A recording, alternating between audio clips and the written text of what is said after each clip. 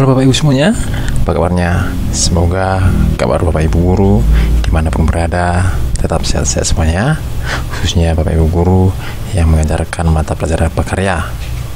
Semoga Bapak Ibu guru tahun ini lulus dalam pelamaran P3K ya. Di sini akan saya sampaikan soal-soal pedagogik P3K mata pelajaran prakarya ya. Perhatikan ya Bapak Ibu ya. Kita masuk soal yang pertama. Seorang guru merancang evaluasi dengan mendasarkan pada indikator dan tujuan pembelajaran yang sudah ditentukan di RPP. Evaluasi tersebut dimaksudkan untuk menentukan hasil dan kemajuan belajar siswa. Maka jenis evaluasi yang tepat dipilih oleh guru adalah A. Evaluasi selektif, B. Evaluasi diagnostik, C. Evaluasi formatif, D. Evaluasi penempatan, E. Evaluasi sumatif.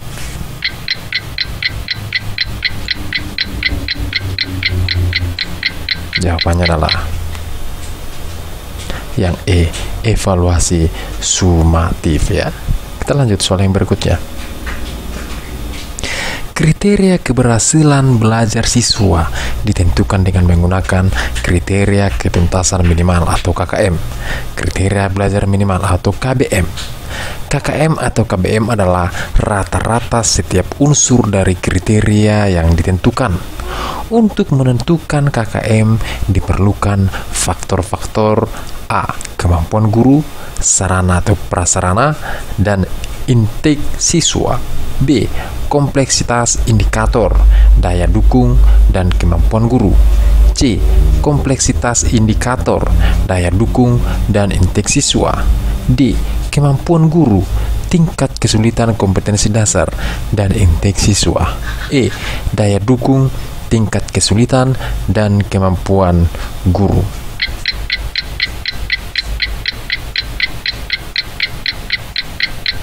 Jawabannya adalah yang C. Kompleksitas indikator, daya dukung, dan intake siswa. Kita lanjut soal yang berikutnya. Yang menjadi tujuan dan dasar pijakan kependidikan pada mata pelajaran prakarya dan kewirausahaan adalah A. Agar menumbuhkan kepekaan terhadap produk kearifan lokal, perkembangan teknologi, dan terbangunnya jiwa kewirausahaan. B. Agar menumbuhkan sifat tidak peka terhadap produk kearifan lokal, perkembangan teknologi, dan terbangunnya jiwa kewirausahaan. C. Agar menumbuhkan kepekaan terhadap produk kearifan lokal, perkembangan teknologi, dan terbangunnya jiwa ketergantungan. D. Agar menumbuhkan kepekaan terhadap produk luar negeri, perkembangan teknologi, dan terbangunnya jiwa kewirausahaan. Jawabannya adalah A. Agar menumbuhkan kepekaan terhadap produk kearifan lokal, perkembangan teknologi, dan terbangunnya jiwa kewirausahaan. Kita lanjut soal yang berikutnya.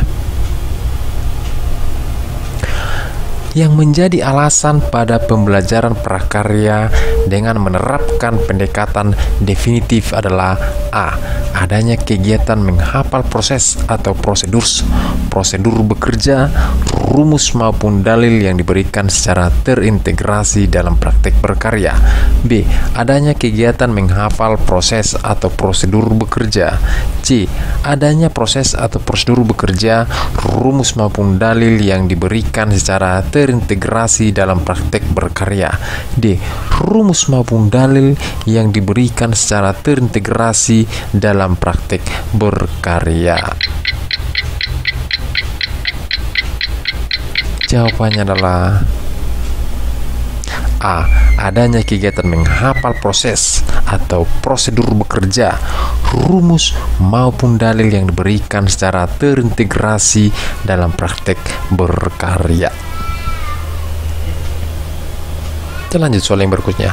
Seorang guru mengajukan pertanyaan kepada siswa dengan tujuan agar siswa tersebut mengingat kembali materi pelajaran yang sudah dipelajari sebelumnya. Hal tersebut termasuk kegiatan A. Membuat, B. Memberikan bimbingan, C. Melaksanakan tes awal, D. Memberikan acuan, E. Meningkatkan motivasi.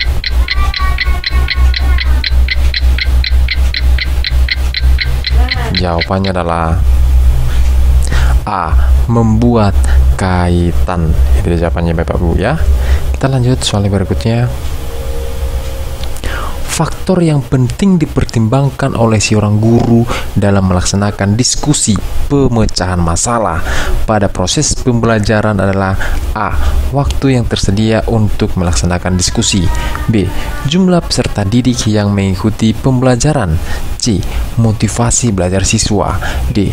Rumusan masalah yang harus didiskusikan, E. Ruang yang tersedia.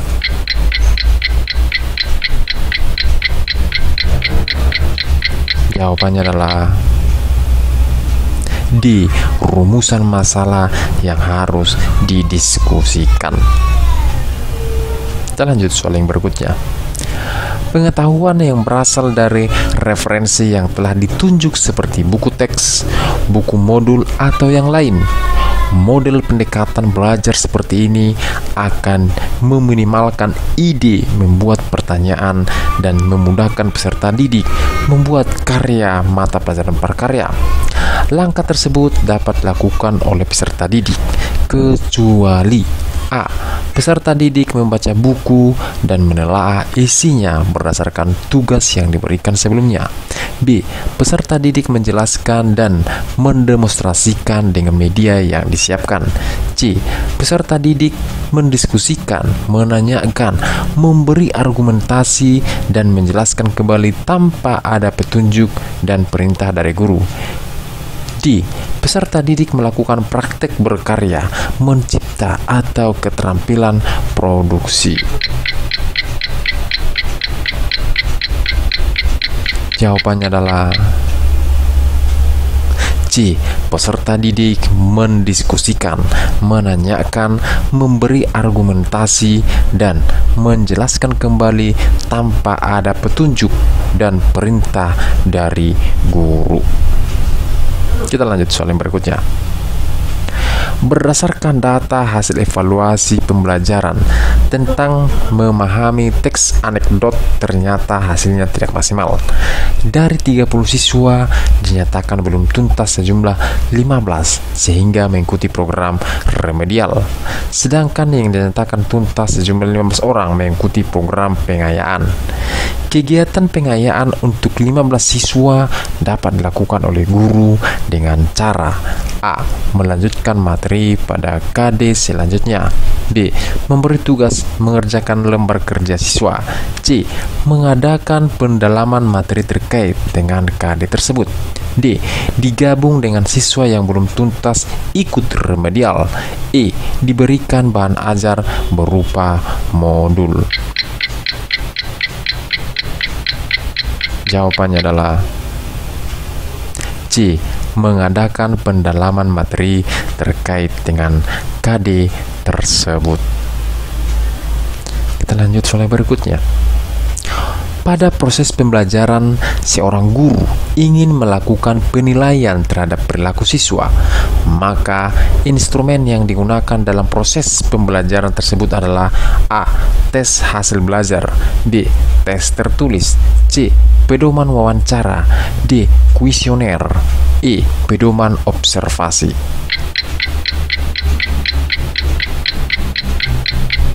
Jawabannya adalah E.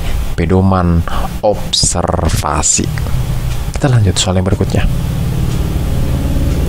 Model pembelajaran yang mempunyai keunggulan antara lain berpikir dan bertindak kreatif, memecahkan masalah yang dihadapi secara realistis, merangsang perkembangan kemajuan berpikir siswa untuk menyelesaikan masalah yang dihadapi dengan tepat adalah A.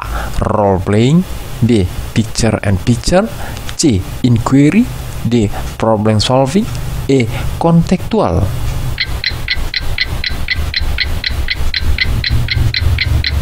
Jawabannya adalah D. Problem solving, ya. Kita lanjut soal berikutnya. Dalam kegiatan penilaian otentik, banyak model yang dapat digunakan. Pada suatu penilaian, seorang guru meminta siswa untuk mendemonstrasikan tugas belajar tertentu.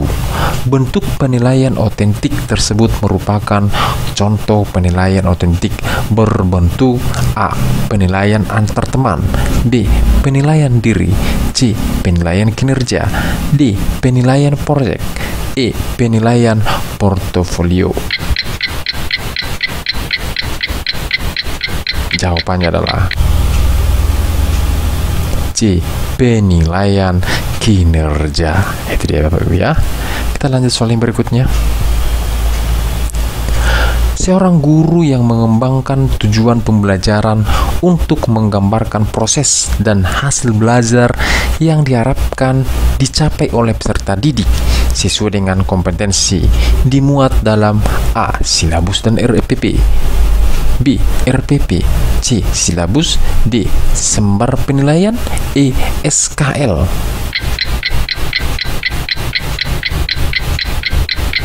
Jawabannya adalah B. RPP. Kita lanjut soal berikutnya. Setiap kali di akhir pembelajaran, seorang guru akan melakukan proses penilaian. Sebelum guru menyusun soal-soal untuk menilai hasil belajar siswa, manakah yang pertama kali harus dipelajari? A. Indikator pencapaian kompetensi, B. Buku sumber yang digunakan, C. Kurikulum dan silabus, D. Karakteristik siswa, E. Kemampuan awal siswa. Jawabannya adalah A. Indikator pencapaian kompetensi. Kita lanjut soal yang berikutnya. Seorang guru menjumpai kebiasaan belajar yang kurang tepat yang dilakukan oleh salah seorang siswanya sehingga kesulitan dalam mengikuti pelajaran. Langkah awal yang tepat untuk mengatasi kesulitan belajar demikian yaitu A. Berikan kesempatan memperoleh pengalaman yang menyenangkan atau memperoleh sukses dalam belajar meskipun prestasinya minimal. B. Ciptakan iklim sosial yang sehat antara guru dengan siswa dan antara siswa di dalam kelas. C. Susun aturan dan batasan-batasan dalam proses pembelajaran. D. Berikan kesempatan kepada siswa untuk mendiskusikan aspirasinya secara rasional. E. Tunjukkan akibat atau dampak kebiasaan belajar yang salah terhadap prestasi belajar. Jawabannya adalah A. Berikan kesempatan memperoleh pengalaman yang menyenangkan atau memperoleh sukses dalam belajar meskipun prestasinya minimal. Kita lanjut soal yang berikutnya. Dalam mempersiapkan pembelajaran, seorang guru akan selalu bertemu dengan istilah silabus dan RPP. Silabus dan RPP sama-sama sebagai rencana proses pembelajaran. Perbedaannya adalah sebagai berikut. A. RPP dibuat oleh setiap guru, sedangkan silabus dibuat oleh tim guru. B. RPP dan silabus keduanya disusun oleh setiap satuan pendidikan. C. Dalam silabus dijelaskan metode, media pembelajaran, sumber belajar, langkah-langkah pembelajaran, evaluasi secara rinci. D. Silabus bersumber dari standar isi dan standar lulusan, sedangkan RPP bersumber dari standar kompetensi lulusan. E. Silabus berisi kompetensi dasar, sedangkan RPP mengarahkan kegiatan belajar untuk mencapai kompetensi dasar. Jawabannya adalah E. Silabus berisi kompetensi dasar, sedangkan RPP mengarahkan kegiatan belajar untuk mencapai kompetensi dasar. Ya, demikianlah soal-soal pedagogik P3K mata pelajaran prakarya. Semoga Bapak Ibu guru sehat-sehat, semangat dalam hal mencoba P3K di tahun ini. Salam sehat untuk kita semuanya. Semoga Bapak Ibu guru semuanya lulus dalam hal peruntukan P3K di tahun ini. Sekian dan terima kasih.